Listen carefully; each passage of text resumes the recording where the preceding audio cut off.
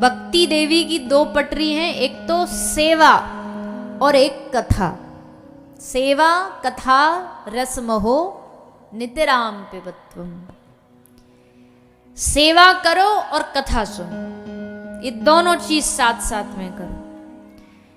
केवल कथा भी नहीं और केवल सेवा भी नहीं, दोनों साथ होनी चाहिए। जैसे बहुत सारे लोग तो ये भी कहते, अरे दूसरों की मदद करो, सेवा करो, यही भजन है बस। नहीं, यहां कह रहे सेवा एक पैर है और दूसरा पैर है भक्ति, कथा, सत्संग। दोनों होने चाहिए, एक से काम नहीं चलेगा। सत्संग सुनोगे तो स्वाभाविक ही अपने आप सेवा करने का मन करेगा। और एक सबसे बड़ी बात, बिना सत्संग वाली सेवा कभी कभी अहंकार को जन्म दे देती है।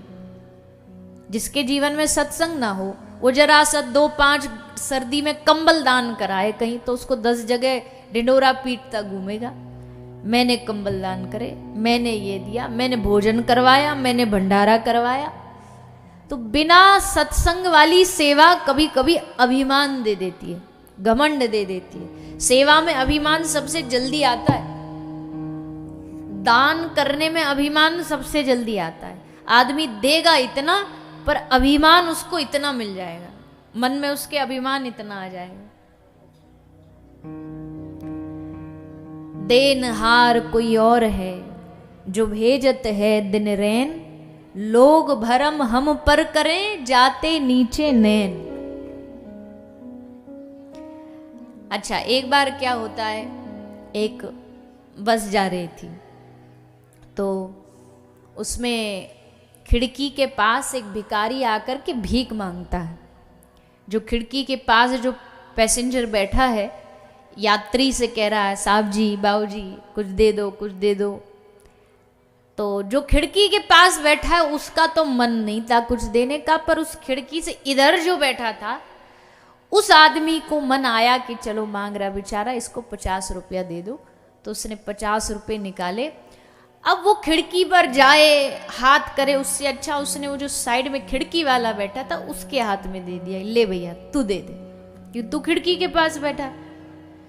तो उस व्यक्ति ने खिड़की वाले को दिया और खिड़की वाले ने 50 रुपया लेके वो ले भिखारी को दे दिया। भिखारी को जैसे हाथ में दिया, अब भिखारी को क्या लगा किसने दिया है,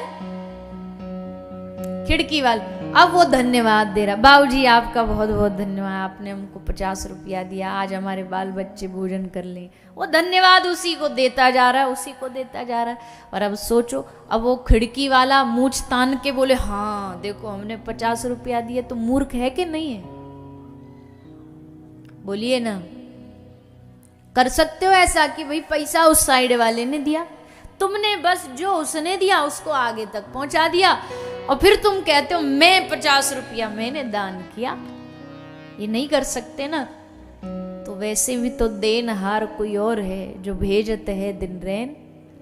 कोई हमें दे रहा है, उसमें से अगर चंद रुपया तुमने आगे किसी की सेवा में लगा दी तो काहे का अभिमान, किस बात का अभिमान करते हो?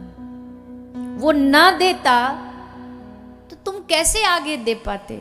उसने दिया तब तो तुम खिड़की से पास कर पा रहे हो।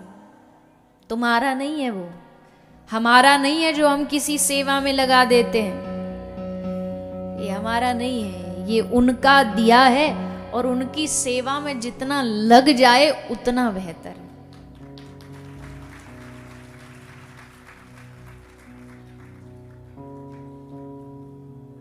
अब किसी का मन कर रहा हो, भैया हमने इतना कमाया जीवन भर और जाएंगे तो यहीं छोड़ जाएंगे, सब यहीं रह जाएगा। अरे कोई तो ऑप्शन होगा ना, कोई तो रास्ता होगा ना जो हम अपने संग ले जाएं अपनी कमाई को। बोले हाँ, एक ऑप्शन है।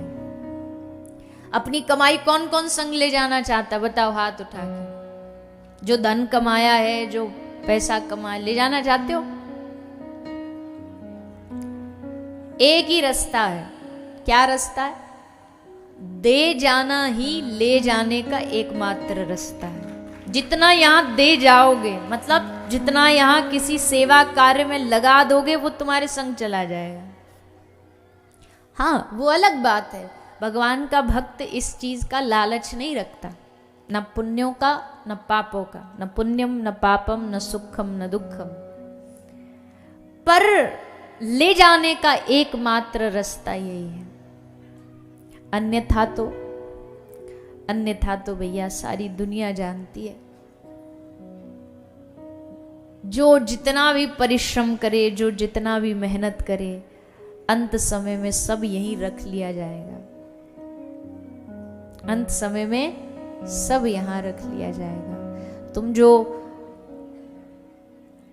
हाथ में हम सोने की अंगूठी, गले में सोने की माला भी पहन के बैठे हैं ना, तो जब शमशान में जाएंगे तो सबसे पहले ध्यान पड़ोसियों का, घर वालों का ये रहेगा कहीं ये साथ न चली जाए, उतार लो, इसको उतारो। ये तक भी छीन ली जाती है, ले ली जाती है, उतार ली जाती है। तो इससे ज्यादा तो और क्या ही आश्चर्य होगा।